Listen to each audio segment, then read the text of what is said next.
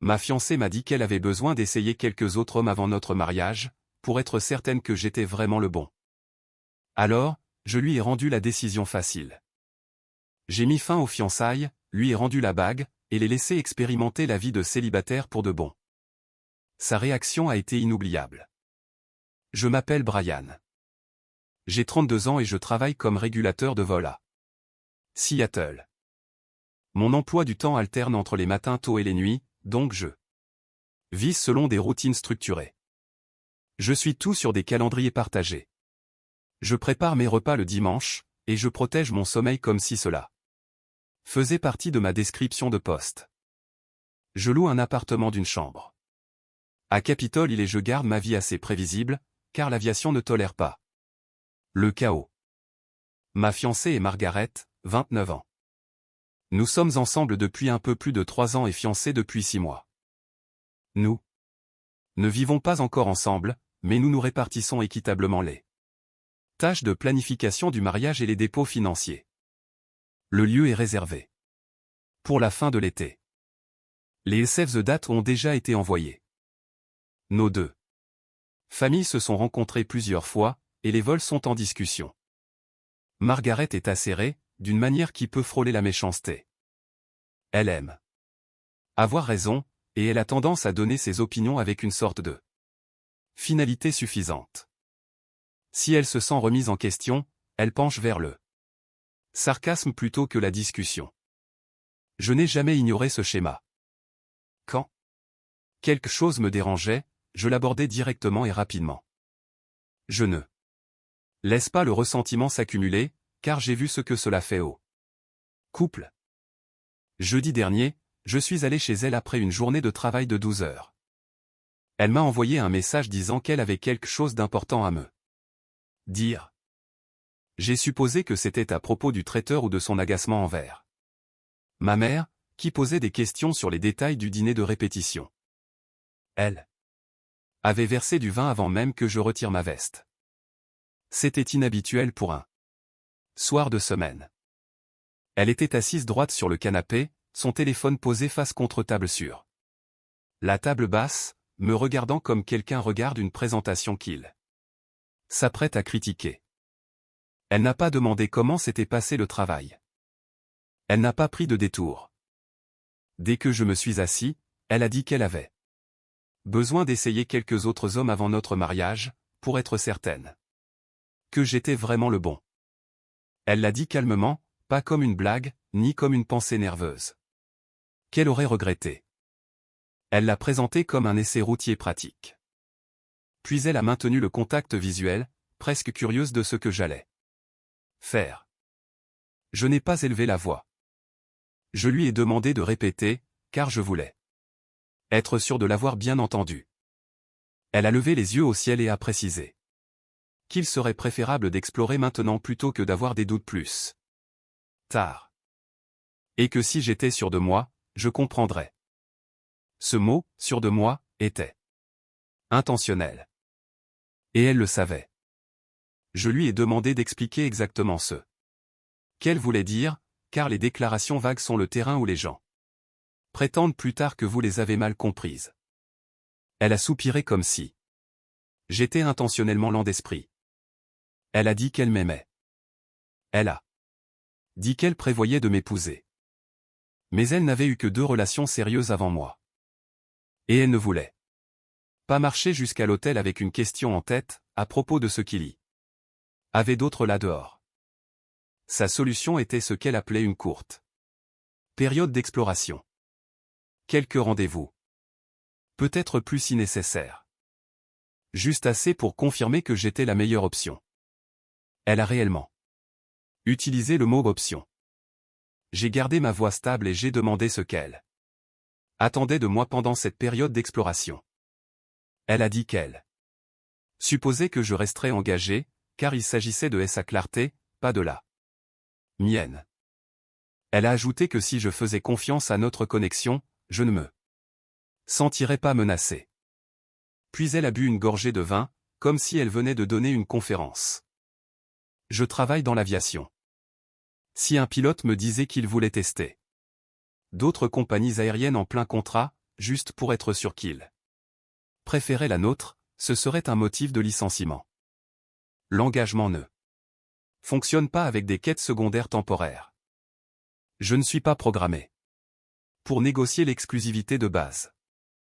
J'ai demandé comment elle imaginait que cela se déroulerait, sur le plan logistique. Est-ce que j'attendrais simplement à la maison pendant qu'elle irait à des rendez-vous? M'informerait-elle? Y aurait-il des règles? Elle a haussé les épaules et a dit que je compliquais trop les choses. Selon elle, les adultes matures comprennent que la curiosité n'équivaut pas à une trahison. C'est à ce moment-là que j'ai réalisé que ce n'était pas une confession paniquée. Elle y avait réfléchi. Elle l'avait formulée avec soin. Elle s'attendait à de la résistance, mais croyait pouvoir me coincer intellectuellement pour me faire accepter. Alors, j'ai mis fin à tout. Je lui ai dit clairement que si elle ressentait le besoin de tester d'autres hommes avant de s'engager, alors nous n'étions pas en accord sur la signification des fiançailles. J'ai dit que je ne rivaliserais pas pour ma propre fiancée. Je ne mettrais pas ma vie en suspens pendant qu'elle évaluait des alternatives. Si elle avait besoin de la vie de célibataire pour confirmer son choix, elle pouvait l'avoir pleinement. Son expression est passée de suffisante à confusant. Environ 2 secondes. Elle a demandé si j'étais sérieux. J'ai dit oui. Je lui ai dit que les fiançailles étaient terminées et que le mariage était annulé de mon côté. J'ai dit que je rendrais la bague et que nous pourrions discuter des remboursements des fournisseurs plus tard. Elle m'a regardé comme si j'avais brisé un scénario tacite. Puis elle a essayé de changer de cap. Elle a dit que j'étais extrême. Elle a dit que ce n'était qu'une conversation. Elle a dit que les couples matures géraient l'inconfort. Je lui ai dit que je venais de le faire. Puis je me suis levé, j'ai pris ma veste. Et je suis sorti de son appartement. Elle m'a appelé, me disant d'arrêter de dramatiser. Je n'ai pas répondu. J'ai conduit chez moi à travers le trafic du centre-ville, me sentant étrangement stable. Pas engourdi. Pas furieux. Juste lucide.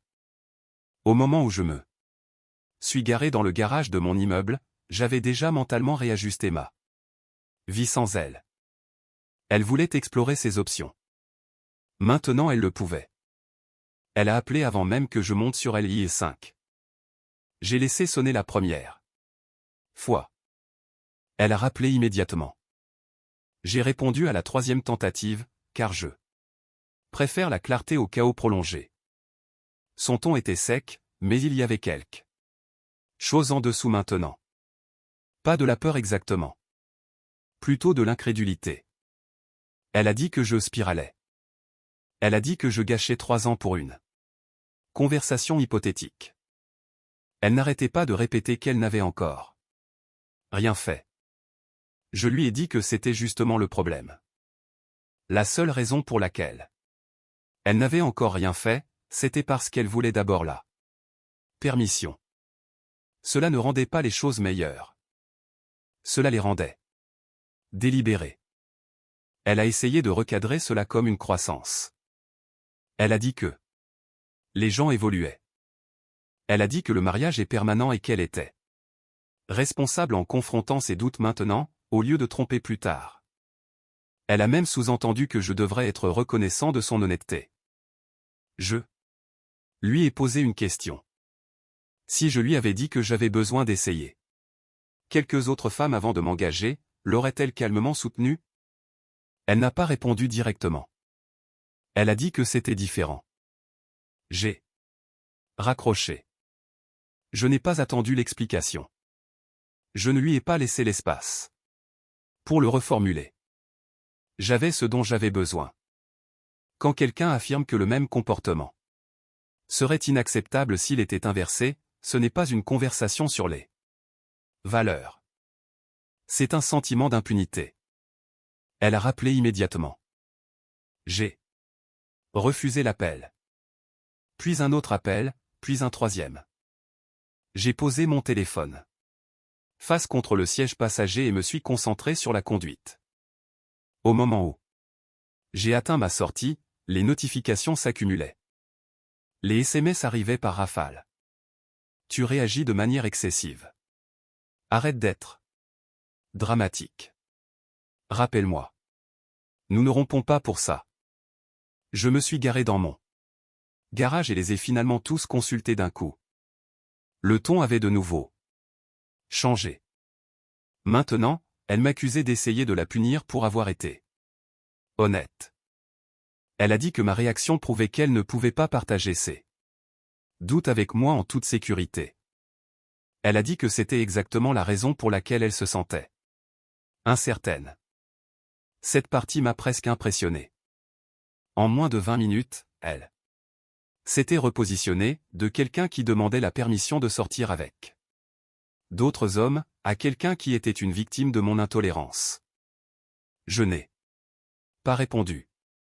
Au lieu de cela, je suis monté, j'ai enlevé la bague de mon doigt et l'ai posée sur le comptoir de ma cuisine.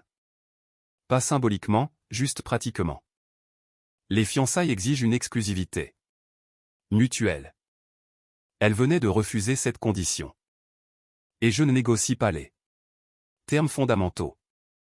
Je n'ai pas beaucoup dormi cette nuit-là, mais pas parce que je me remettais en question. Mon cerveau était en mode logistique. Premièrement, le contrat de la salle. Acompte non remboursable, mais crédit partiel si annulé avant 90 jours. Nous étions encore hors de cette fenêtre de temps. J'ai pris note d'appeler le matin. Deuxièmement, le traiteur. Acompte plus petit, probablement perdu. Perte acceptable. Troisièmement, la liste des invités. Nous avions envoyé des sèves.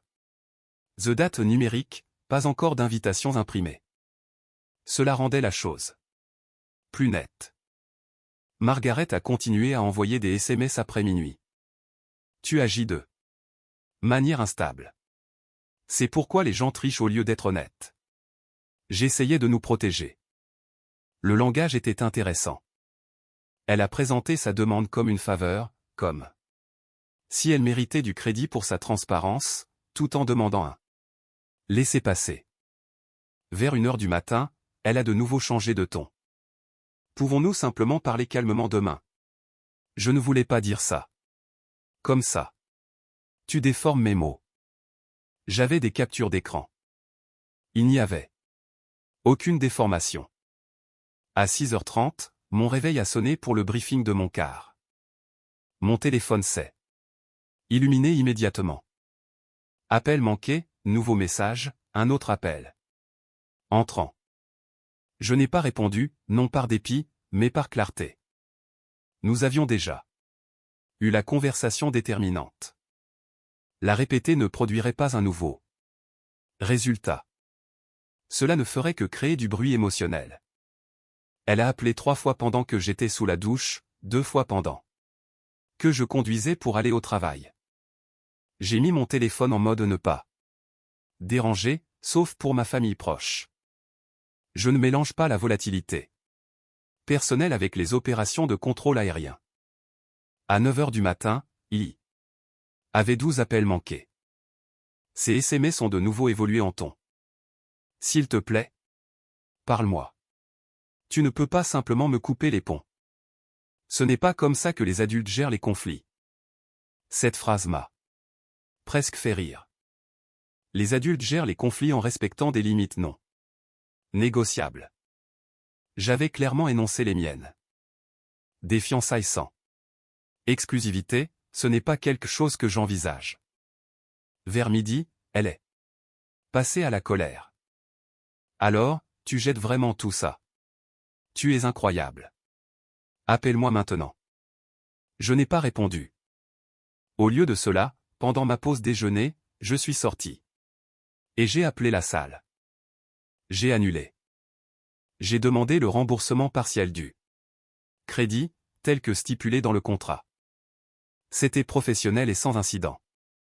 Puis j'ai envoyé un email au traiteur. Je ne réagissais pas émotionnellement. Je réorganisais ma vie. En milieu d'après-midi, Elle a cessé d'appeler. Ce silence semblait plus fort que le bruit. Le silence a duré environ 4 heures. Puis, juste avant la fin de mon quart, un seul message est arrivé. Je passe ce soir. Nous ne mettons pas fin à 3 ans par SMS. Je n'ai pas répondu. Quand je suis rentré vers 18 heures, sa voiture était garée devant mon immeuble. Elle devait avoir quitté le travail tôt. Ce détail a été enregistré. Pas émotionnellement, juste factuellement. Elle était appuyée contre la porte d'entrée quand je suis arrivé. Bras croisés, mâchoire serrée, ne pleurant pas. Ne s'excusant pas, contrôlée. Elle a commencé à parler avant même que je l'atteigne. Elle a dit que c'était allé trop loin. Elle a dit que j'avais fait mon point. Elle a dit qu'elle n'avait jamais accepté de faire quoi que ce soit. Elle a présenté toute la situation comme une discussion théorique que j'avais fait dégénérer. Je l'ai laissé finir. Puis je lui ai dit que nous pouvions parler, mais brièvement seulement. Nous sommes montés. Je ne lui ai rien offert à boire. Je ne me suis pas assis près d'elle. Le ton était procédural. Elle a demandé si j'avais vraiment annulé la salle. Oui. Elle m'a fixé pendant quelques secondes. Comme si elle recalculait. Elle a dit que je n'avais pas le droit de prendre des décisions unilatérales concernant notre mariage. Je lui ai rappelé qu'elle venait de faire une proposition unilatérale d'ouvrir la relation. Nous étions déjà en dehors de tout accord commun. Elle a levé les yeux au ciel et a dit que j'étais rigide. Elle a dit que les relations n'étaient pas des contrats. Elle a dit que j'agissais comme un robot au lieu d'un partenaire. Je lui ai dit calmement que les fiançailles exigeaient des définitions partagées. Les nôtres ne correspondaient clairement pas. Il y eut un silence. Elle semblait décider si elle devait escalader ou battre en retraite. Au lieu de s'excuser, elle a de nouveau changé de cap. Elle a dit que je choisissais la fierté plutôt que le partenariat. Elle a dit que si je l'aimais, je considérerais au moins la flexibilité. Elle a demandé si j'étais vraiment prêt à partir sans essayer davantage. Je lui ai dit qu'essayer davantage signifierait me convaincre d'accepter quelque chose que je rejette fondamentalement. Ce n'est pas un compromis. C'est une trahison de soi. La pièce est devenue silencieuse. Aucun de nous n'a bougé. Pendant quelques secondes. Il n'y a pas eu de cris, pas de pleurs dramatiques. Juste 2 personnes debout dans un espace qui ne pouvait plus les contenir tous. Les deux. Je lui ai dit que cette conversation était terminée. Elle a demandé si c'était définitif. Oui. Je l'ai raccompagnée à la porte. Elle a hésité, comme si elle s'attendait à ce que je m'adoucis à la dernière seconde. Je ne l'ai pas fait. Elle est partie sans un mot de plus. Et cette fois, je ne me suis pas senti tiraillé. Je me suis senti libéré. Le lendemain matin, avant même de sortir du lit, j'ai bloqué son numéro. Pas impulsivement. J'avais déjà mis fin aux fiançailles en personne. Les messages de suivi n'étaient pas une question de compréhension. Ils étaient une question de recadrage. Si quelqu'un propose la non-exclusivité avant le mariage, puis passe par 3 explications différentes en 48 heures, plus de conversation n'est pas de la clarté. C'est de la stratégie. Je l'ai bloqué par SMS et appel. Puis je l'ai retiré des réseaux sociaux. Pas pour faire du drame. Pour éviter l'escalade.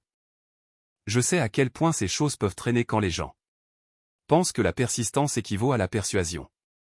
À 8 heures du matin, mon téléphone était silencieux. Pendant environ 2 heures. Puis un email est arrivé. Objet, il faut qu'on parle comme des adultes. Elle a écrit que la bloquer était puéril. Elle a dit que cela prouvait que je ne pouvais pas gérer les conversations inconfortables. Elle a de nouveau recadré toute la situation. Selon cette version, elle avait été vulnérable et j'avais puni sa vulnérabilité. J'ai remarqué quelque chose de constant. Dans chaque version de son explication, elle était la personne raisonnable, et moi j'étais soit insécure, fier, immature, ou réactif. Il n'y a jamais eu une version où sa demande elle-même était inappropriée. Cette absence était significative. Elle a également mentionné que ses amis trouvaient ma réaction extrême. Ce détail semblait intentionnel. La pression sociale est un levier. Je n'ai pas répondu à l'email. Au lieu de cela, pendant ma pause déjeuner, j'ai contacté les autres fournisseurs. Fleuriste annulé. Photographe a libéré la date avec remboursement partiel. Acompte du Digi perdu. Acceptable. Chaque annulation rendait la situation plus réelle, dans un sens pratique. Moins théorique. Moins émotionnel. Vers 15 heures. J'ai reçu un message d'un numéro inconnu. Tu ne peux pas juste m'effacer. C'était elle. J'ai bloqué ce numéro aussi. Ce n'était pas de l'évitement. C'était de l'endiguement. Nous avions déjà eu la conversation déterminante. La répéter ne ferait que l'inviter à continuer de remodeler le récit, jusqu'à ce que je doute de mes propres limites. En soirée, j'ai ressenti quelque chose d'inattendu, un soulagement. Pas du bonheur, pas de triomphe, juste l'absence de négociation. Et ce calme semblait stable. Le soulagement a duré 3 jours. Le 4e jour, elle s'est de nouveau présentée à mon immeuble. Cette fois, elle n'a pas attendu. Dehors. Elle a sonné directement à mon appartement. Je ne l'ai pas fait entrer. Elle a sonné de nouveau. Puis elle a appelé via le système d'interphone de l'immeuble, qui contourne les blocages normaux. Sa voix est venue par le haut-parleur dans le couloir, légèrement déformé. Brian, arrête de te cacher. Nous devons en finir. Finir quoi, n'était pas clair. De mon point de vue, c'était terminé. Je n'ai pas répondu via l'interphone. Après quelques minutes, la sonnerie s'est arrêtée.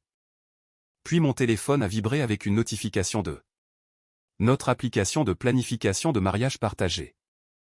Elle s'était connectée et avait mis à jour le statut de l'événement en pause au lieu de l'annuler. Cela m'a dit quelque chose d'important. Elle pensait toujours que c'était réversible. Je me suis connecté et je me suis entièrement retiré du compte. Puis, j'ai envoyé par email une confirmation d'annulation à la salle, une fois de plus, pour m'assurer que personne ne pourrait rétablir la réservation sans mon consentement. Les contrats comptent. Environ 1 heure plus tard, j'ai reçu un appel de sa sœur. J'ai répondu à celui-là. Sa sœur a demandé ce qui se passait, non pas de manière accusatrice, juste confuse. Margaret lui avait apparemment dit que je l'avais prise par surprise après qu'elle ait essayé d'avoir une conversation honnête sur l'évolution de la relation. Ce phrasé était presque impressionnant. J'ai expliqué brièvement. Je suis resté factuel. Elle a proposé de sortir avec d'autres hommes avant notre mariage pour confirmer que j'étais le bon choix. J'ai refusé. J'ai mis fin aux fiançailles. Pas de cris, pas de tromperie, juste des définitions incompatibles. Il y eut un silence à l'autre bout. Puis sa sœur a dit, elle a vraiment dit ça. Oui. Une autre pause. Elle a soupiré et a dit qu'elle allait lui parler. Je n'ai pas demandé de médiation. Je n'ai pas demandé de validation. Mais c'était intéressant d'entendre quelqu'un d'autre le traiter en temps réel, sans le recadrer. Ce soir-là, Margaret a envoyé un dernier email. Tu m'humilies. Sais-tu ce que les gens disent? Cette phrase a clarifié autre chose. Sa préoccupation était passer de l'optique de la relation perdue à sa réputation. Et si la réputation était désormais la priorité, alors j'avais probablement pris la bonne décision. Pourtant, Une petite partie de moi se demandait si elle allait encore escalader. Car les personnes qui croient avoir droit à la négociation n'acceptent pas toujours la finalité en silence. L'escalade est arrivée 2 jours plus tard. Un ami commun m'a envoyé un message pour me demander si j'allais bien. Cela seul m'a dit que Margaret avait commencé à parler. Apparemment, la version qui circulait était que j'avais paniqué à cause d'une hypothèse inoffensive et annulé notre mariage sans discussion. Dans cette histoire, elle avait été vulnérable et je m'étais fermé émotionnellement. Je n'ai pas lancé de contre-campagne. Je ne crois pas qu'il faille recruter des jurys pour les ruptures. Mais je n'allais pas non plus laisser une version déformée rester incontestée. Alors, quand les gens m'ont contacté directement, je suis resté simple. Elle m'a dit qu'elle voulait essayer d'autres hommes avant le mariage. J'ai refusé et j'ai mis fin aux fiançailles. Pas de commentaires supplémentaires. Pas d'attaque personnelle. Les faits ont tendance à stabiliser rapidement les conversations. Quelques jours plus tard, elle a envoyé un email demandant à se rencontrer en personne une dernière fois. Elle a dit qu'elle voulait clore la chose. Elle a dit que les choses s'étaient délitées trop vite. Elle a dit que nous devions une vraie conversation. Je l'ai lu 2 fois. Rien ne s'était délité. Une limite avait été franchie et j'avais réagi. Je n'ai pas accepté de la rencontrer. Au lieu de cela, j'ai répondu par un court message. S'il y a des éléments logistiques à échanger, nous pouvons coordonner un moment pour la remise. Il n'y a plus de discussion relationnelle à avoir. Sa réponse est arrivée en quelques minutes. Alors c'est tout. 3 ans réduits à de la planification. Le cadrage était délibéré. Elle voulait que le refus semble froid. J'ai répondu une fois de plus. 3 ans se sont terminés quand tu as demandé à explorer d'autres hommes avant le mariage. Je ne fais que respecter cette demande. Après cela, son ton a de nouveau changé. Elle a dit qu'elle ne l'avait pas vraiment voulu.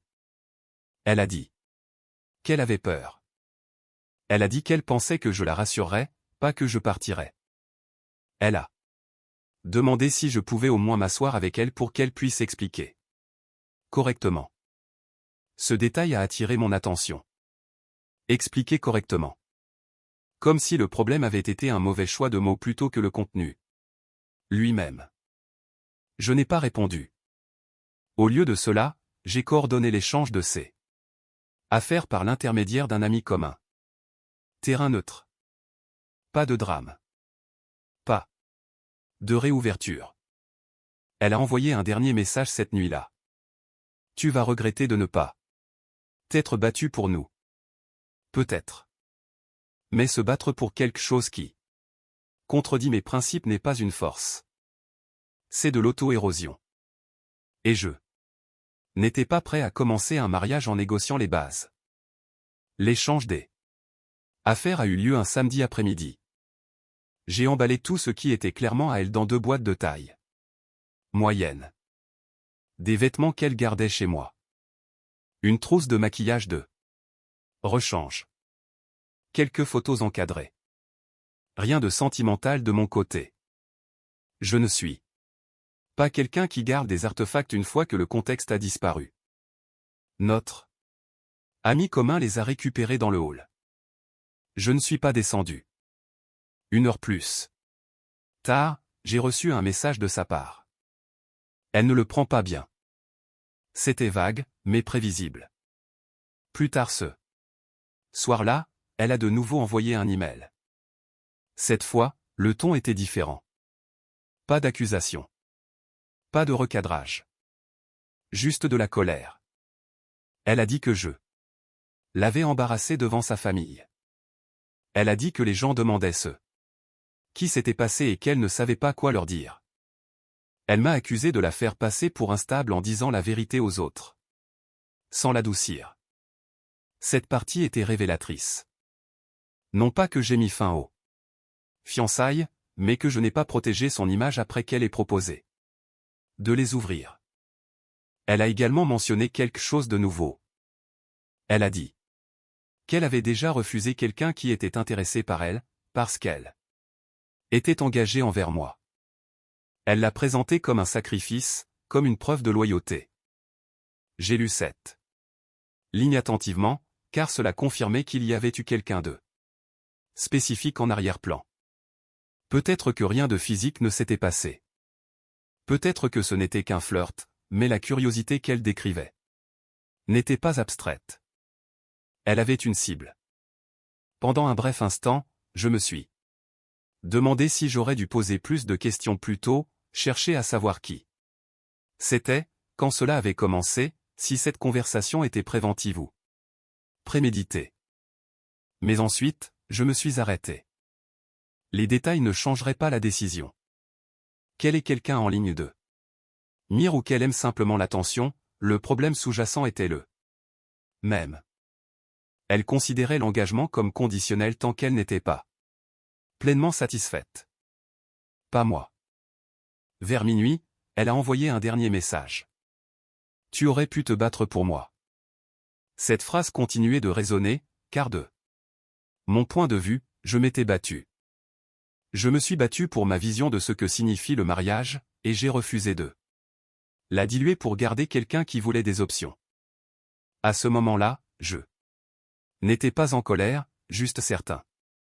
Et la certitude est plus silencieuse que ce que les gens attendent. Cela fait 3 mois. Les remboursements sont réglés. La plupart des acomptes ont été partiellement récupérés. Le reste, je l'ai traité comme des frais de scolarité pour une leçon apprise tôt, plutôt que tard. Nous ne nous sommes pas parlé depuis ce dernier message. Elle a réessayé une fois de plus environ 2 semaines après la fin de tout. Un autre email, plus court cette fois. Tu me manques. Je ne pensais pas que tu partirais vraiment. Elle n'a pas dit que j'avais tort. Elle n'a pas dit que sa demande avait dépassé les bornes. Elle n'a pas dit qu'elle comprenait pourquoi c'était important.